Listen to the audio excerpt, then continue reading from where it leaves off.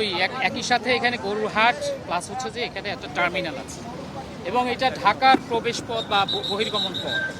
একটু বলবেন এখানকার আইন শৃঙ্খলা পরিস্থিতি এবং সার্বিক।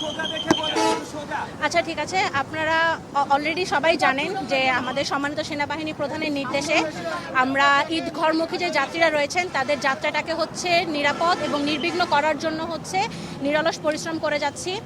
আমরা দেশের মানুষের জন্য কাজ করতে পছন্দ করি। দেশের মানুষের ভালোর জন্য আসলে যা যা করা প্রয়োজন দেশের মানুষ যাতে নিরাপদে এবং স্বস্তিতে হচ্ছে এইবারের ঈদ যাত্রাটা সম্পন্ন করতে পারে সেই জন্য আমরা কাজ করে যাচ্ছি এবং আগামীতে আমরা ভবিষ্যতে কাজ করে যাব। আইন শৃঙ্খলা পরিস্থিতিটা মানে এইবার সবচেয়ে বড় চ্যালেঞ্জের জায়গাটা যানজটের বিষয়টাকে আপনারা কিভাবে নিয়ন্ত্রণ করছেন ভাই? আচ্ছা, আপনারা দেখতে পাচ্ছেন চারপাশে অলরেডি যে আমার ট্রুপস এবং আমার একটা টহল টিম সবসময় এখানে থাকছে, যারা হচ্ছে মানে নিয়মিত টাইম মানে একটা টাইম ব্রেকের মধ্যে দিয়ে হচ্ছে তারা এখানকার ট্রাফিক কন্ট্রোল করছে।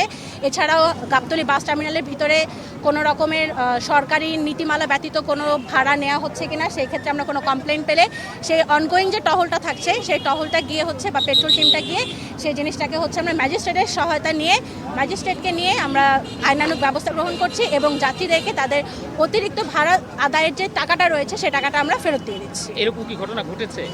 জি, এরকম হয়েছে যে আমরা ম্যাজিস্ট্রেটের সাথে কথা বলে কমপ্লেন নিয়ে আমরা গাবতলী হাটে এসেছি এবং যে বাসে হচ্ছে এরকম যাত্রীরা ছিলেন সেই টাকাটা আমরা ফেরত দিয়ে দিয়েছি।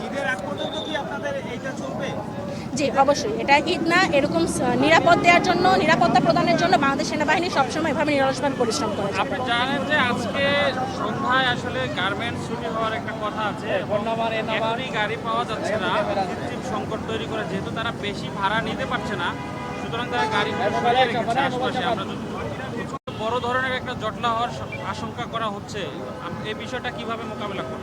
আচ্ছা, আমরা হচ্ছে এখানে সব সময় হচ্ছে পেট্রোল টিম নিয়ে থাকছি হবে এবং সেই ক্ষেত্রে একটা বাসে সংকট দেখা দিতে পারে, সেটা হবে না। সেটার জন্য আমরা সবসময় কাজ করছি যাতে করে হচ্ছে যখন যেখানে যে বাসে কোনো ইস্যুস হচ্ছে আমরা সেটা দেখে নিচ্ছি। ধন্যবাদ।